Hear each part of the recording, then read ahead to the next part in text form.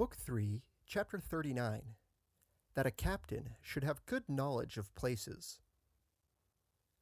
Among other qualifications essential in a good captain is a knowledge, both general and particular, of places and countries. For without such knowledge it is impossible for him to carry out any enterprise in the best way.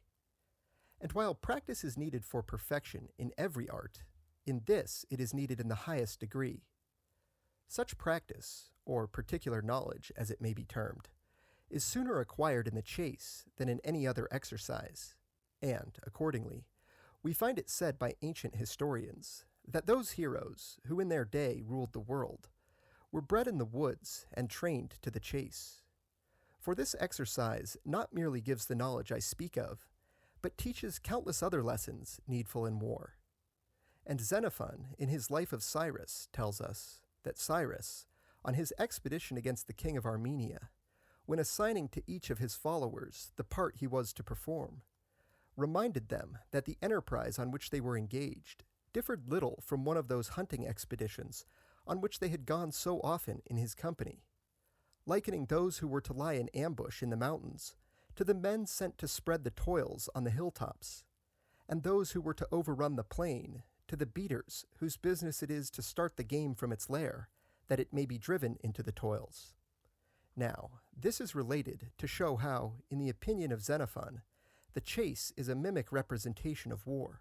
and therefore to be esteemed by the great as useful and honorable.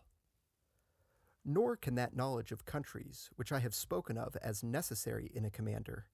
be obtained in any convenient way, except by the chase. For he who joins therein gains a special acquaintance with the character of the country in which it is followed, and he who has made himself specially familiar with one district will afterwards readily understand the character of any strange country into which he comes. For all countries and the districts of which they are made up have a certain resemblance to one another, so that from a knowledge of one we can pass easily to the knowledge of another. He, therefore, who is without such practical acquaintance with some one country, can only with difficulty, and after a long time, obtain a knowledge of another, while he who possesses it can take in at a glance how this plain spreads, how that mountain slopes, whither that valley winds, and all other like particulars, in respect of which he has already acquired a certain familiarity. The truth of what I affirm is shown by Titus Livius in the case of Publius Decius, who, being military tribune in the army which the consul Cornelius led against the Samnites,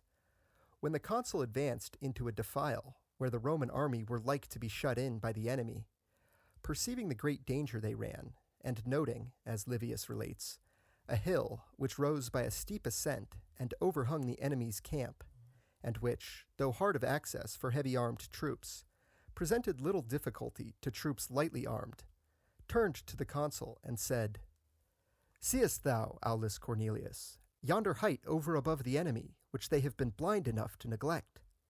There, were we manfully to seize it, might we find the citadel of our hopes and of our safety." Whereupon he was sent by the consul with 3,000 men to secure the height, and so saved the Roman army. And, as it was part of his plan to make his own escape and carry off his men safely under shelter of night, Livius represents him as saying to his soldiers, "Come with me, that while daylight still serves, we may learn where the enemy have posted their guards, and by what exit we may issue hence." Accordingly, putting on the cloak of a common soldier, lest the enemy should observe that an officer was making his rounds, he surveyed their camp in all directions. Now, anyone who carefully studies the whole of this passage must perceive how useful and necessary it is for a captain to know the nature of places, which knowledge, had Decius not possessed, he could not have decided that it would be for the advantage of the Roman army to occupy this hill, nor could he have judged from a distance whether the hill was accessible or no.